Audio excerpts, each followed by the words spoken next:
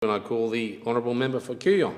Thank you, Mr Acting Deputy Speaker. I rise to support the motion put by my colleague, Mr Slipper, for bringing this government to account for a most regrettable decision to close Australia's embassy in Hungary. Hungary is an important country. It's a country of 10 million people. We have two-way trade of about $500 million annually. After the 1956 uprising in Hungary against Soviet occupation, thousands of Hungarians made their way to Australia. And in the most recent census, there were more than 70,000 Australians with Hungarian ancestry, and perhaps a couple of 100,000 with more, 250,000 as the member for Fisher says, with some form of Hungarian relationship. In fact, my mother was born in Hungary, Mr Acting Deputy Speaker, and my father-in-law, Mr Nick Saunders, was also born in Hungary. So I have a close relationship with Hungary through them. And Hungary has been an important bilateral partner for Australia. It has represented us, or we've been able to use it as a conduit in Syria, as we've tried to protect Australian citizens over there, and we do not have an up and running embassy there at present.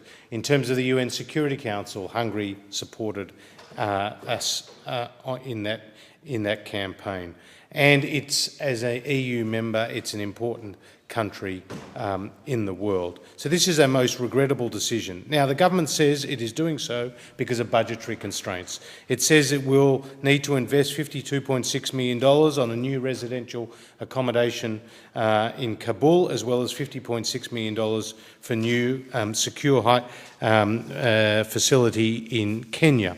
Now, how much is the government saving by closing the embassy in Hungary? Well, according to Dr Emerson, the Minister for Trade, savings from the closure will be $0.3 million in 2013-14 and around $1.7 million thereafter. Virtually nothing in the scheme of things. And in fact, the Minister for Trade has said in relation to Hungary, this is a decision with a very large amount of money and no limits on money we would not have made. Well, rubbish!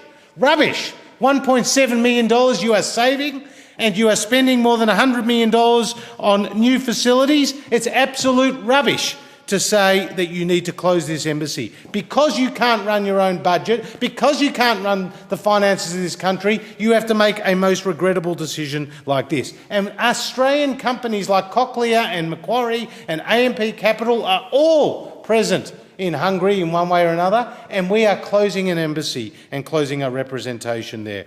Now, DFAT have said to a joint standing committee on foreign affairs and trade that when it comes to, quote, closing a mission saves very little. The reason being, once you have got a mission up and running, your running costs are quite low. It might cost you $25 million over 3 or 4 years to open a post, but if 10 years later you were to close that post, you would probably only save about $2 million a year. So you can't even close a post properly.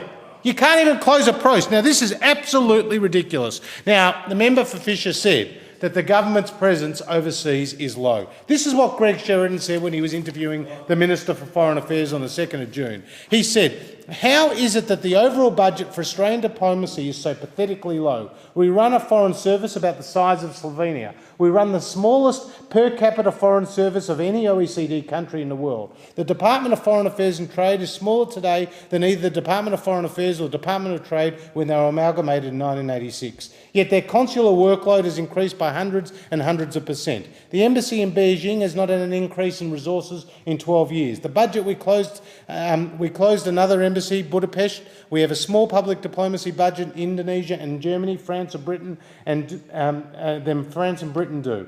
We have a smaller Asian diplomatic representation than Germany, France or Britain do, and yet we claim this is our core business." This is a joke, Mr Acting Deputy Speaker. This is a joke. Now, if we get the chance to form government on September the 14th, we will run the budget and the finances of this country properly. We will be in a position to finance. We'll be in a position to finance our posts around the world and build the footprint of Australian foreign policy. I have great confidence in Tony Abbott and and great confidence in Julie Bishop as my colleagues who will ensure that Australia has a proper presence. And what is more, we will not close embassies like this government has done on Hungary with no consultation whatsoever, to the detriment of the Australian economy and the Australian people.